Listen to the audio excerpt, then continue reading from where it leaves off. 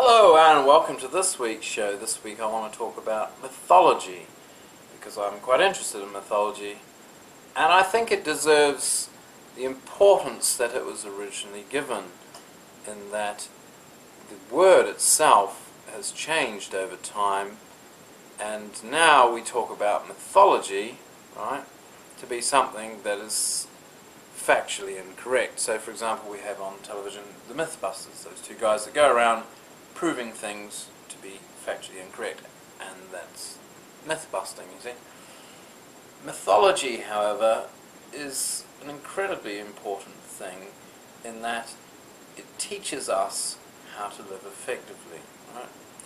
It is therefore not so concerned with whether or not something is factually correct.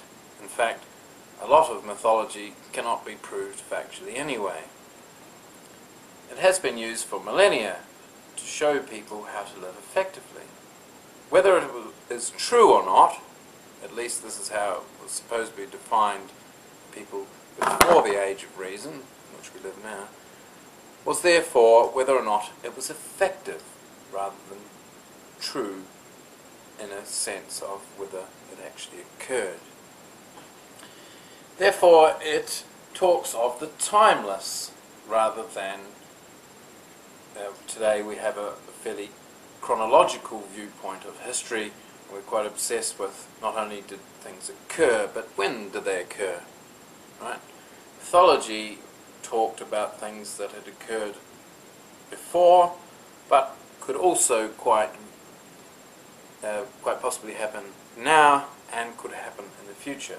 It talked about the timeless.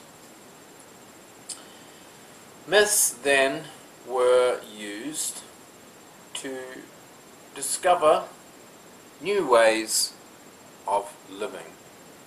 They talked about the what if, to look and hypothesize about perhaps if we did this, would this help us to live more effectively?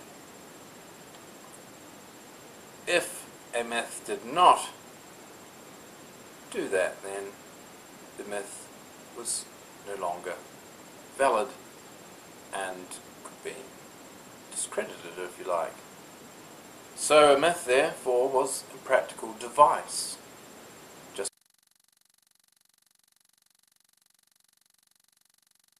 as practical as a plough is to a farmer today, and if the plough does not work, then the plough is discarded. And so it is with myths. We, however, today, I would suggest, lack the mythology to live in the modern world that changes so quickly and so dramatically. We seem to have such an obsession with facts today. However, do we have the same obsession with deriving an effective way to use those facts? Do we store facts of trivia in our brains about all sorts of things that we can never use, and then have little way of effectively living in life without, therefore, an effective mythology? I think it's more important to have an effective mythology and to not know about such things as how many miles it is from here to the sun than it is to know lots of factual information and to not know how to live effectively day by day. And of course that's another element of mythology, is that it was always talked about everyday life. It didn't separate the spiritual from the profane, the mundane from the profane. And people who lived in prehistory generally didn't see the gods or other animals or nature or themselves as being particularly different. They saw them all as very interconnected and made up of the same essential things.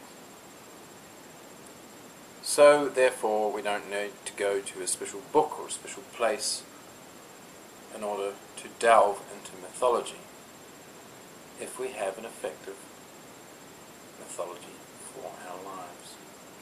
So there you go, that's a bit of a look into mythology, something that I think has become discredited within the age of reason that we live in. Thanks for watching this week's show. I hope you've enjoyed it. Thank you very much for those of you who rate my videos and have subscribed of late and who comment. Keep it up. Thanks a lot, and I'll see you next week. Bye.